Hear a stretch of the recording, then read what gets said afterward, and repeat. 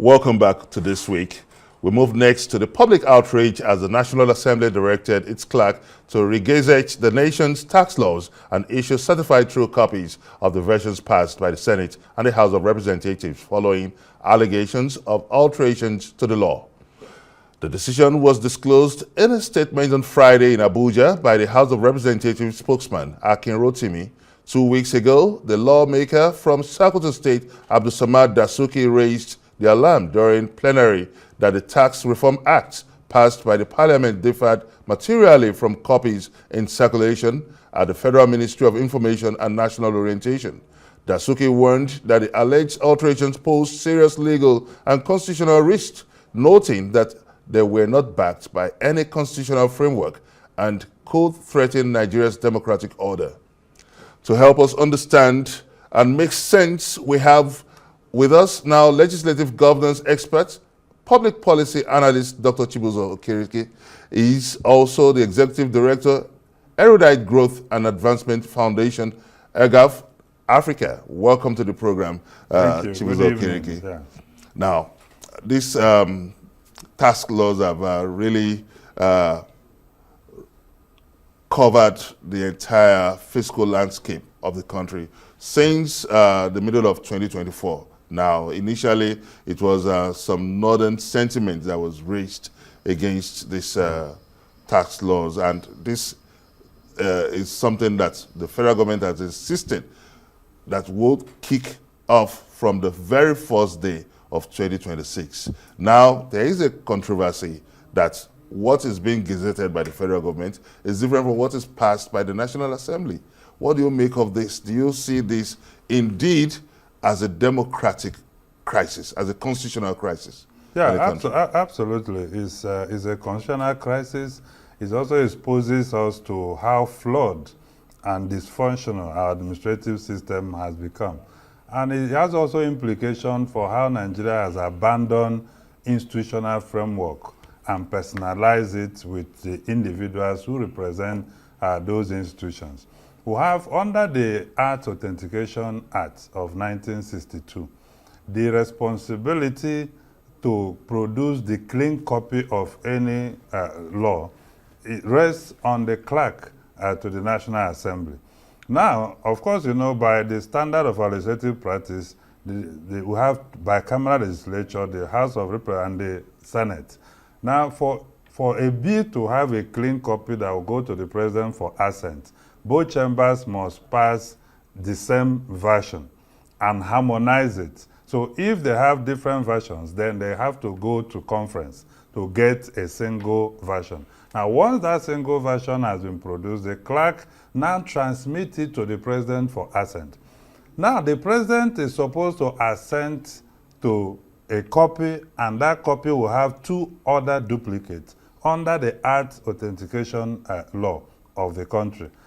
A copy is sent back to the clerk to number it, and then the National Assembly leadership will receive copy, because he has to make sure that whatever the president has assented to, which has been transmitted back to the National Assembly, is the correct thing that was sent to the president for assent. Before this goes for enrollment in the Supreme Court, and then the law starts, being operational.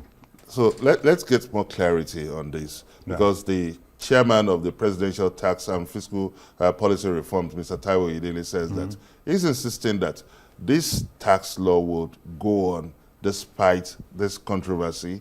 And he said that two of the four laws passed, which is the Joint Tax Revenue and also the National Revenue Service Act, is already activated. While we're waiting for the National Tax Act and the National Tax Administration Act to be activated by the 1st of January. Yeah. Will this undermine the sanctity of the draft as a legislative document? So there is already a public distrust. The integrity of that document is already in question.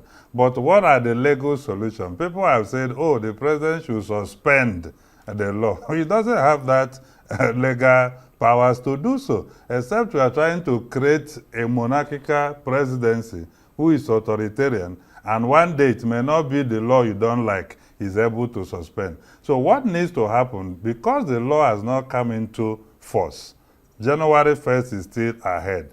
If the insertions that has been made are not material to vitiate the integrity of the whole act, what that means is that it can be regazetted appropriately.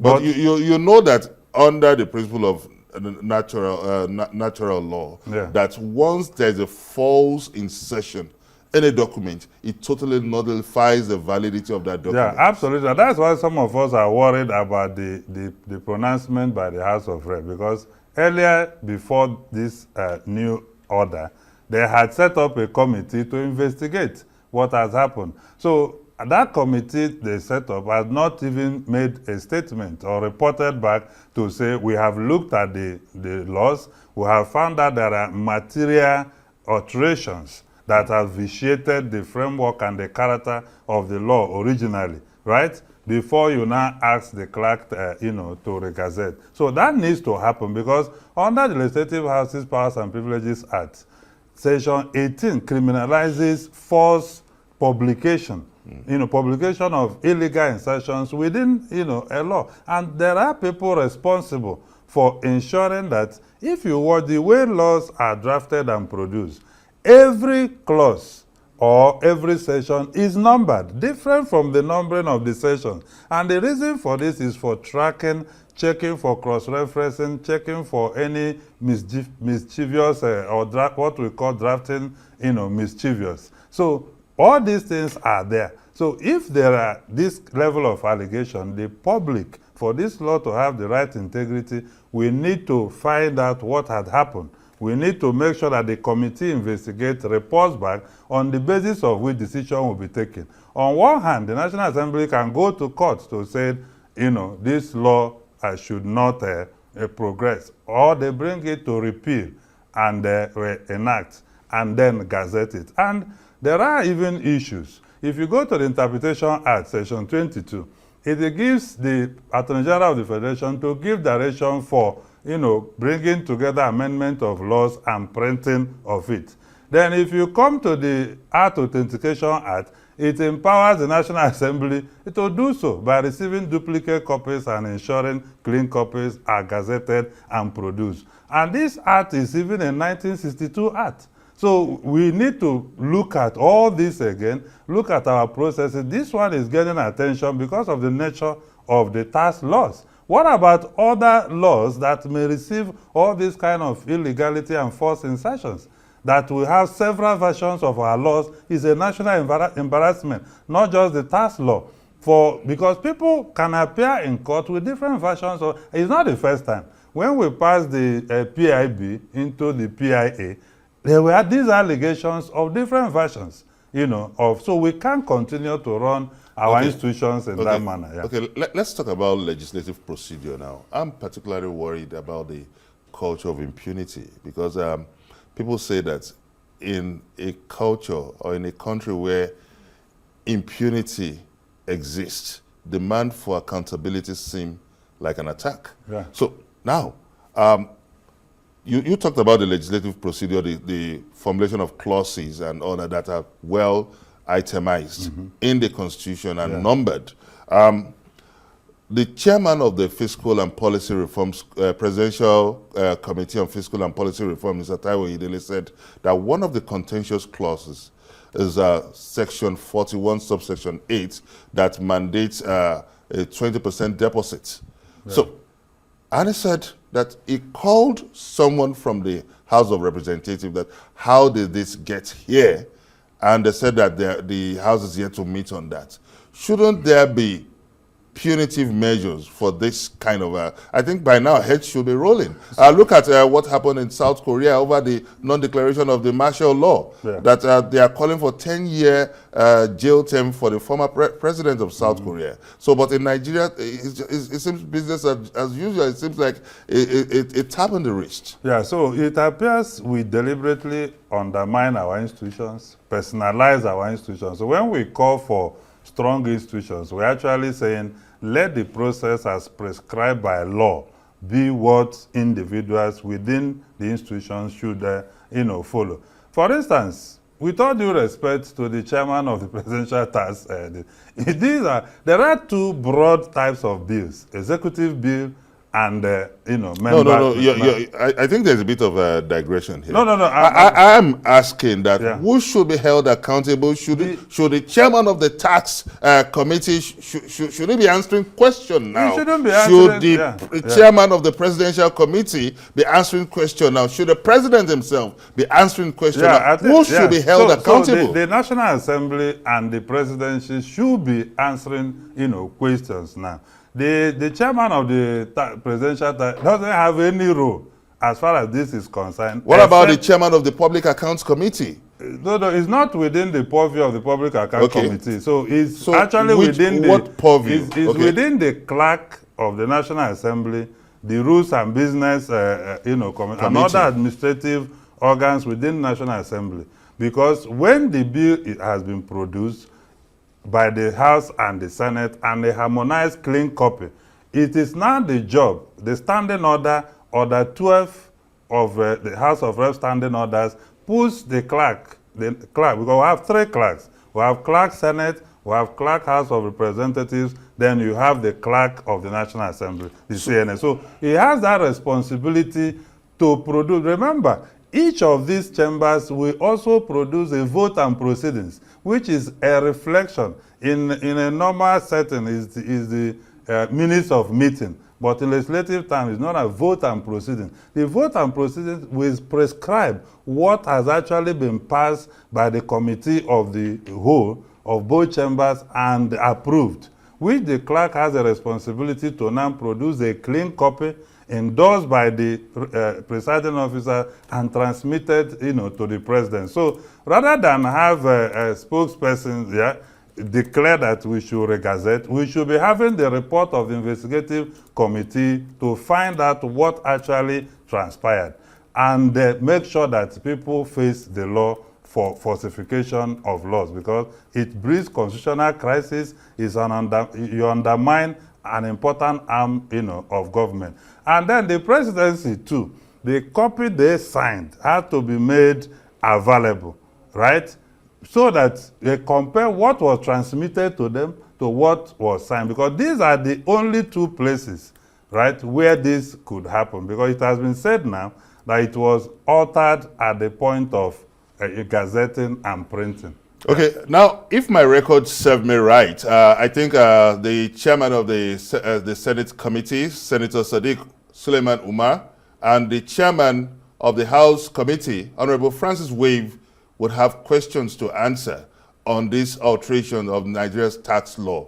The public and also the clerk of the National Assembly should answer questions on this. There must be accountability in this country. Nigeria must survive, and we cannot let it slip under the carpet. Now, let's come back to the issue.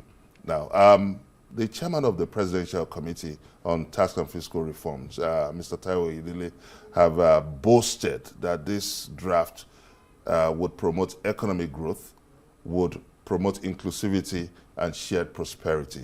Do you think that this draft has that mandate? Do you think that it has that political will to turn things around in the way he has captured it, shared prosperity, inclusivity, and economic growth?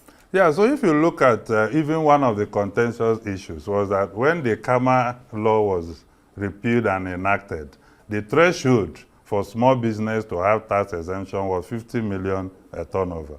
This one took it to 100 million. And then in printing, like what the chairman said, he observed that the threshold, dropped. So if you look at the way they have packaged it, it's going to actually help certain businesses, but also I know that it's also targeting a lot of big people who are outside the tax net. But I'm always particular about the economy principle of taxation. What is this costing us? We are not putting out the cost of this high-scale level institutional reform and the specific numbers within the expectations we are going to get. We have heard about the VAT waivers for certain consumables and what have you.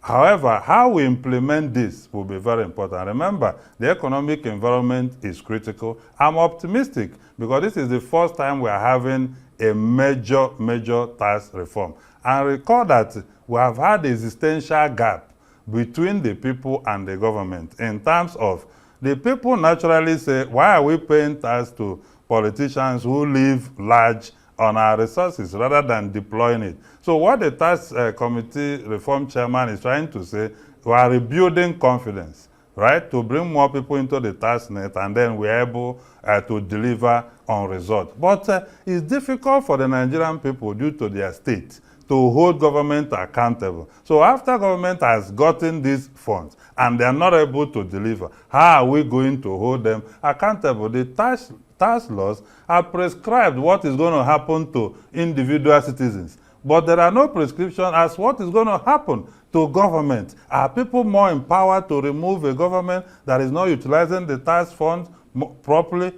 Those things are not envisioned in this monumental reform. Yeah, another icing that is being dangled to Nigerians is that he's the chairman of the Presidential Committee on Tax and Fiscal Reform, Mr. Taiwo Idele, is claiming that 98% of low-income earners are going to be exempted from personal income tax, and 97% of business owners will be exempted from corporate tax. And also, the big investors will get some tax buffers. Do you think this is sustainable? This is feasible? So those things are prescribed in the law, which is why they took the threshold to 100 million to accommodate more small businesses in the tax waiver brackets.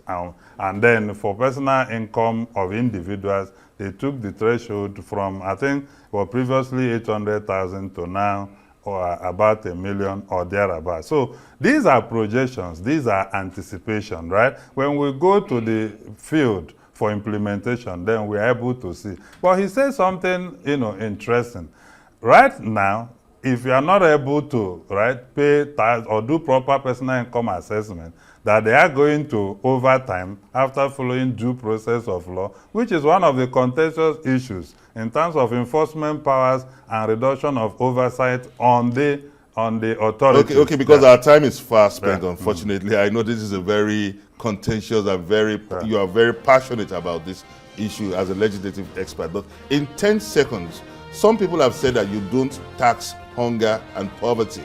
Is this a relevant discourse in this time? Yeah, I think you don't do that. You have to create economic means. People have to be excited in their pocket and bank account to pay taxes. So as the government is pushing this, they must also pursue enabling environment for people to thrive economically. Thank you very much. Unfortunately, Dr. Chubuzor Okereke, that's how far our time could take on this discourse. Dr. Chubuzor is a legislative and governance expert and also the executive director of Erudite Growth and Advancement Foundation, EDGAF Africa. And that's the much we can take on this edition of This Week.